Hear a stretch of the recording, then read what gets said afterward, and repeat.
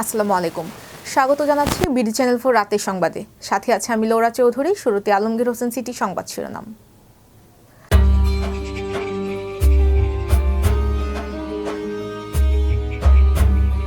তারেক রহমানের সংবর্ধনায় অর্ধকোটির বেশি মানুষ হবে, প্রত্যাশা রিজভির। কিশোরগঞ্জের ইটনায় মুরগি কিনতে গিয়ে তর্কাতর্কিতে সৃষ্ট মারামারি, একজনের মৃত্যু। নান্দাইলে চিহ্নিত মাদক কারবারি সোহেলের বিরুদ্ধে এলাকাবাসীর মানববন্ধন।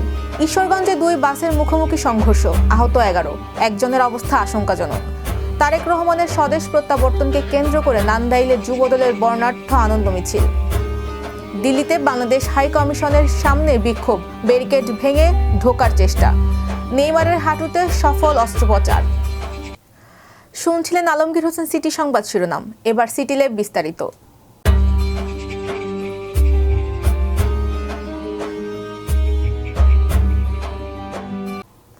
আগামী 25 ডিসেম্বর দেশে ফেরার কথা রয়েছে বিএনপির ভারপ্রাপ্ত চেয়ারম্যান তারেক রহমানের। এ উপলক্ষে বিশাল সংবর্ধনার আয়োজন করেছে দলটি। সংবর্ধনা অনুষ্ঠানের অর্ধকোটির বেশি মানুষ হবে বলে প্রত্যাশা ব্যক্ত করেছেন বিএনপির সিনিয়র যুগ্ম মহাসচিব রুহুল কবির রিজভী। তারেক রহমানের সংবর্ধনা কমিটির সদস্য সচিব রুহুল কবির রিজভী বলেন, আগামী 25 ডিসেম্বর বিএনপির ভারপ্রাপ্ত চেয়ারম্যান তারেক রহমানের সংবর্ধনায় মানুষের মহামিলন হবে, অর্ধকোটিরও বেশি মানুষ হবে। আজ দুপুরে তারেক রহমানের সংবর্ধনা মঞ্চের কাজের অগ্রগতির পরিদর্শন করেন রিজভী। এই সময় তিনি বলেন, তারেক রহমানের সংবর্ধনা অনুষ্ঠানের নিরাপত্তার জন্য সরকারের পাশাপাশি দল থেকেও ব্যবস্থা নেওয়া হচ্ছে। সরকার তার নিরাপত্তা নিয়ে আন্তরিক। তিনি জানান, তারেক রহমান বিমানবন্দর থেকে প্রথমে সংবর্ধনা অনুষ্ঠানে আসবেন, পরে এভার কেয়ারে তার মা বিএনপির চেয়ারপারসন বেগম খালেদা জিয়াকে দেখতে যাবেন। এবার ম্যাপেল ইন্টারন্যাশনাল স্কুল স্থানীয় সংবাদ।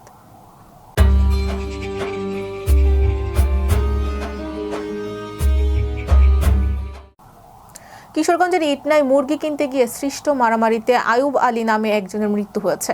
আজ সকালে ইটনা উপজেলার সদর ইউনিয়নের দিঘিরপাড় আলগাপাড়া গ্রামে এই ঘটনা ঘটে। নিহত আয়ুব আলী উপজেলার সদর ইউনিয়নের ইয়াকুব আলীর ছেলে।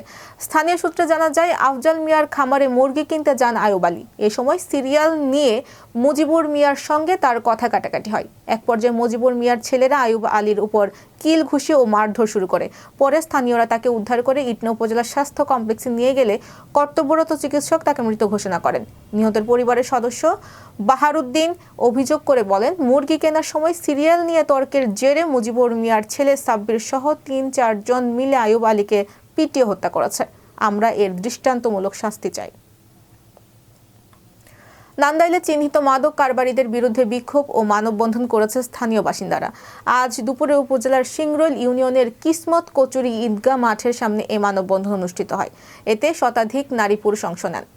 মানববন্ধনে অংশ নিয়ে এলাকাবাসী অভিযোগ করেন, সিংরৈল ইউনিয়নের বাসিন্দা সোহেল মিয়া ও তার ভাই বিল্লালের নেতৃত্বে দীর্ঘদিন ধরে এলাকায় মাদকের একটি শক্তিশালী চক্র সক্রিয় রয়েছে। ইয়াবা, গাঁজা ও মদ সহ বিভিন্ন নেশাজাতীয় দ্রব্য অবাধে বিক্রি করে তারা পুরো এলাকায় ভয়াবহ মাদক সাম্রাজ্য গড়ে তুলেছে বলে দাবি করেছেন বক্তারা। বক্তারা বলেন, সোহেল মিয়া একাধিকবার আইন শৃঙ্খলা বাহিনীর হাতে গ্রেফতার হলেও জামিনে মুক্তি পেয়ে আবারও মাদক ব্যবসায় জড়িয়ে পড়ছেন। জেল থেকে বের হয়ে তিনি আগের মতোই মাদক কারবার শুরু করেন। এতে করে এলাকার তরুণ ও কিশোর সমাজ মারাত্মকভাবে বিপদগামী হতে পারে। শীতের সকালের কুয়াশায় ময়মনসিংহের ঈশ্বরগঞ্জের যাত্রাবাড়িতে 2 বাসের মুখোমুখি সংঘর্ষে 11 জন যাত্রী আহত হয়েছেন। আহতদের মধ্যে নান্দাইল উপজেলার আক্কাস আলীর পুত্র হজরত আলীর অবস্থা আশঙ্কাজনক হওয়ায় তাকে ময়মনসিংহ মেডিকেল কলেজ হাসপাতালে ভর্তি করা হয়েছে। আজ সকাল 9টার দিকে ময়মনসিংহ কিশোরগঞ্জ মহাসড়কের ঈশ্বরগঞ্জ সদর ইউনিয়নের খয়রাটি নামক স্থানে ওই দুর্ঘটনা ঘটে। এ সময় প্রায় আধা ঘন্টা মহাসড়কে যান চলাচল বন্ধ ছিল। সংবাদ পেয়ে সেনাবাহিনী, পুলিশ ও ফায়ার সার্ভিসের 3টি দল আহতদের উদ্ধার করে ঈশ্বরগঞ্জ উপজেলা স্বাস্থ্য কমপ্লেক্সে পাঠায়। দুর্ঘটনায় কবলিত বাস 2টি বর্তমানে পুলিশ হেফাজতে আছে। বাংলাদেশ জাতীয়তাবাদী দল ভারপ্রাপ্ত চেয়ারম্যান দেশনায়ক তারেক রহমানের স্বদেশ প্রত্যাবর্তন উপলক্ষে ময়মনসিংহের নান্দাইলে এক বিশাল আনন্দ মিছিল অনুষ্ঠিত হয়েছে। আজ বিকালে আগামী 25 ডিসেম্বর তারেক রহমানের স্বদেশ প্রত্যাবর্তনকে ঘিরে নান্দাইল আসনের বিএনপি মনোনীত প্রার্থী ও উপজেলা বিএনপির আহ্বায়ক ইয়াসের খান চৌধুরীর নির্দেশনায় নান্দাইল উপজেলা ও পৌর যুবদলের উদ্যোগে এই আনন্দ মিছিল অনুষ্ঠিত হয়। মিছিলটি নান্দাইলের নতুন বাজার থেকে শুরু হয়ে উপজেলার প্রধান সড়ক ও নান্দাইল পুরাতন বাসস্ট্যান্ড প্রদক্ষিণ করে পুনরায় নতুন বাজারে এসে শেষ হয়। মিছিলে যুবদলের নেতাকর্মীরা অংশগ্রহণ করেন এবং তারেক রহমানের স্বদেশ প্রত্যাবর্তন উপলক্ষে বিভিন্ন স্লোগান দেন। এবার জীবনদীপ হেলথ সেন্টার আন্তর্জাতিক খবর।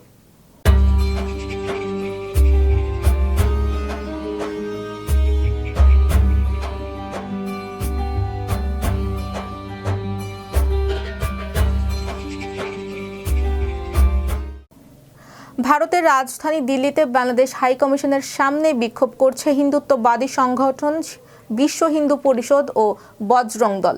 এই বিক্ষোভকে সামনে রেখে হাই কমিশনের নিরাপত্তা বাড়িয়েছিল পুলিশ ও প্রশাসন। তবে পুলিশের ব্যারিকেড ভেঙে হাই কমিশনের ঢোকার চেষ্টা করে তারা। এ সময় তাদের সরিয়ে দিতে পুলিশ লাঠিচার্জ করে। গত সপ্তাহে ময়মনসিংহে দীপু দাস নামে এক হিন্দু যুবককে হত্যার ঘটনায় এই বিক্ষোভের ডাক দেয় ভারতের হিন্দুত্ববাদী দলগুলো। বিক্ষোভকারীরা ব্যারিকেড ভেঙে ফেলার সেখানকার পরিস্থিতি এখনও উত্তপ্ত রয়েছে। তবে নিরাপত্তা বাহিনী পরিস্থিতি নিয়ন্ত্রণে আনার চেষ্টা করছে। এই সময় বিক্ষোভকারীরা বাংলাদেশ সরকারের বিরুদ্ধে বিভিন্ন স্লোগান দেন। তাদের হাতে নিন্দা জানিয়ে লেখা ব্যানার ও প্লেকার্ড দেখা যায়।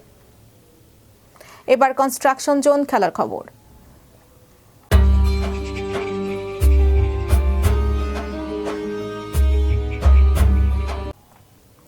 নেইমারের বাম হাঁটুর ক্ষতিগ্রস্ত মেনিসকাসের সফল অস্ত্রোপচার সম্পন্ন হয়েছে। সান্তোস ক্লাব সূত্র এই তথ্য নিশ্চিত করেছে। ৩৩ বছর বয়সী নেইমার চোট নিয়েই সান্তোসে কঠিন একটি মৌসুম কাটিয়েছে। তার কারণে ব্রাজিলের শীর্ষ লিগ থেকে রেলিগেশন খরা কাটিয়েছে সান্তোস। ব্রাজিল জাতীয় দলের চিকিৎসক রডরিগো লাসমারের তত্ত্বাবধানে নেইমারের অস্ত্রোপচার সম্পন্ন হয়েছে। এর আগেও নেইমারের পায়ের লিগামেন্টে অস্ত্রোপচার করেছিলেন লাসমারা। 2023 সালের অক্টোবরে উরুগুয়ের বিপক্ষে খেলতে গিয়ে লিগামেন্টের গুরুতর ইনজুরিতে পড়ে দীর্ঘদিন মাঠের বাইরে ছিলেন সাবেক এই পিএসজি তারকা। সান্তোসের পক্ষ থেকে সামাজিক যোগাযোগ মাধ্যমে দেয়া এক বিবৃতিতে জানানো হয়েছে, সোমবার নেইমারকে হাসপাতাল থেকে ছেড়ে দেওয়া হয়েছে। তাৎক্ষণিকভাবে তিনি পুনর্বাসন প্রক্রিয়া শুরু করেছেন। প্রিয় দর্শক, এই ছিল বিডি চ্যানেল 4 রাতের সংবাদ। সবাইকে পরবর্তী সংবাদ দেখার আমন্ত্রণ জানিয়ে আজকের মতো এখানেই বিদায় নিচ্ছি। সবাই ভালো থাকবেন, সুস্থ থাকবেন এবং নিত্য নতুন সংবাদ পেতে বিডি চ্যানেল 4 ফেসবুক পেজ ও ইউটিউব চ্যানেলের সাথেই থাকুন। আল্লাহ হাফেজ, শুভরাত্রি।